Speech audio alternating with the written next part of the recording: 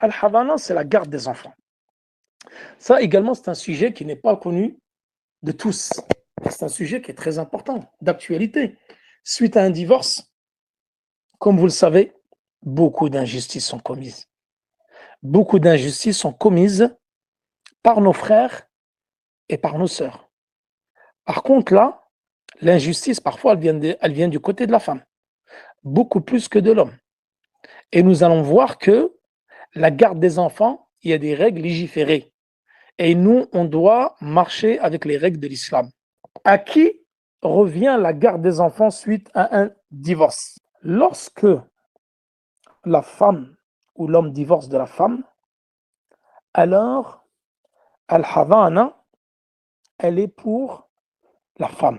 Les enfants reviennent toujours de droit de garde à la femme, car c'est la femme qui est le plus à même de pouvoir les éduquer, beaucoup plus que le mari. Le mari, il est toute la journée au travail. La femme, bon, pour celles qui ne travaillent pas, bien sûr, celles qui sont au foyer, qui éduquent convenablement leurs enfants, c'est elle qui doit avoir la garde des enfants. Mais est-ce que c'est de façon absolue, de tout âge, toute situation? Non. Donc là, al-Havana, al-Um ahaqqu bi waladiha, dhakaran kana ou untha, in kana duna sab'in. La femme est plus en droit d'avoir la garde des enfants, que ce soit pour les garçons ou les filles en dessous de 7 ans. Jusqu'à 7 ans, chers frères, chers maris, vous n'avez pas à demander la garde des enfants. Cela revient de droit aux épouses. Qu'est-ce qu'il a dit le prophète sallallahu alayhi wa sallam? Comme جاء في الحديث في مسند الإمام أحمد وأبو داود سنن أبو داود, suite à une femme qui a divorcé. Qu'est-ce qu'il lui a dit? Le prophète, donc ça c'est un hadith qui a été rapporté par Abdullah ibn Amr, il lui a dit Anti ahaqqu bi ma lam tankihi. Toi, tu es plus en droit d'avoir la garde de cet enfant-là tant que tu ne te remaries pas. Donc là, nous allons voir deux cas où la femme perd la garde des enfants. 7 ans, c'est les enfants qui reviennent de droit à la mère. Et le père n'a pas le droit de réclamer auprès du juge pour enfants ou de ses avocats la garde des enfants. Ceci n'est pas légiféré pour toi. 7 ans, jusqu'à 7 ans, c'est un âge où l'éducation se fait auprès de la mère. À partir de 7 ans, la situation change. Si, et là, on va différencier entre le garçon et la fille. Le garçon, à partir de 7 ans, il a le choix. Ses parents divorcés lui donnent le choix entre le père et la mère.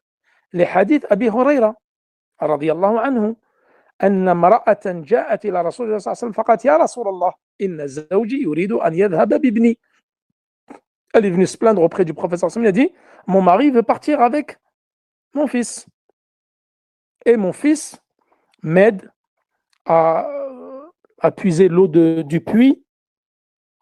Et qu'est-ce qu'il lui a dit le prophète sallallahu alayhi wa sallam? Il a dit هذا أبوك وهذه أمك فخذ بيد أيهما شئت. Donc là, il lui a dit, tu as le choix entre prendre la main de ton père et de ta mère. Prends celle qui te plaît. Et l'enfant, il a pris la main de sa mère. فانطلقت به حديث رواه أبو داود والنسائي عن أبي هريرة رضي الله عنه وصححه الألباني في إرواء الغليل. Donc là, à partir de 7 ans, l'enfant il choisit. Soit il décide de partir avec toi, et tu récupères la garde des enfants, soit il décide de partir avec sa mère. Donc là, tu dois lui donner le choix. 7 ans, parce qu'il dit c'est l'âge du tamiz. Ça, nous l'avons vu déjà dans Shurut Salat. C'est l'âge du discernement.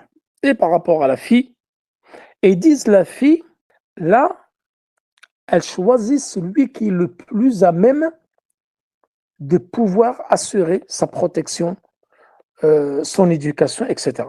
Donc là, on voit celui qui est le plus à même. On lui donne la garde. Et on ne doit pas délaisser la garde des enfants à quelqu'un qui n'en a pas les capacités. Et cela arrive. Parfois, il y a des mères qui, c'est des cas quand même exceptionnels, des mères qui ne se soucient pas de l'éducation de leurs enfants, qui sortent tout le temps dehors, qui, voilà, des cas qui font n'importe quoi, qui abandonnent leurs enfants à la maison et les laissent dehors, à la merci de tout le monde, etc. C'est-à-dire qu'elle n'est pas du tout soucieuse de l'éducation de leurs enfants. On n'éduque pas ses enfants sur la façon légiférée. Et cela, donc, on ne lui donne pas. Le juge est à même de décider à qui revient de droit la garde des enfants dans ce cas-là. C'est lorsqu'on voit que la mère, par exemple, elle est vraiment, elle n'est pas capable, en fin de compte, elle n'est pas capable de donner une bonne éducation à ses enfants. Donc voilà pour la garde. Donc la garde, en dessous de 7 ans, elle revient de droit à la mère. Au-dessus de 7 ans, tu choisis. Mais deuxième situation que j'ai oublié d'évoquer, c'est, comme il a dit le prophète, tu es plus à même en droit d'avoir la garde tant que tu ne te remaries pas. Ça, c'est une deuxième condition qui est très importante. Lorsque la femme se remarie, alors elle perd la garde des enfants. Et donc l'enfant revient de droit au mari. Donc là, pour les maris qui nous écoutent et pour les femmes qui nous écoutent, celles qui sont divorcées ou ceux qui sont divorcés, voilà, pas besoin de s'entre-déchirer sur la garde des enfants. On suit le Coran ou la Sunna. Bifaham salaf al-umma. Le prophète sallallahu alayhi wa sallam t'a dit 7 ans, c'est la mère qui tient la garde. C'est elle qui a la garde des enfants. Au-dessus de 7 ans, il choisit entre son père et sa mère. Tu t'es remarié, la sœur s'est remariée, alors elle perd la garde des enfants. C'est comme ça qu'on doit suivre notre religion. Pas avec les sentiments, les passions et autres. On doit suivre avec le Coran wa Sunna. Wa sallallahu ala nabina Muhammad wa ala alihi wa sahbihi wa sallam. Wallahu ta'ala a'la wa a'lam. Wassalamu alaikum wa rahmatullahi wa barakatuhu.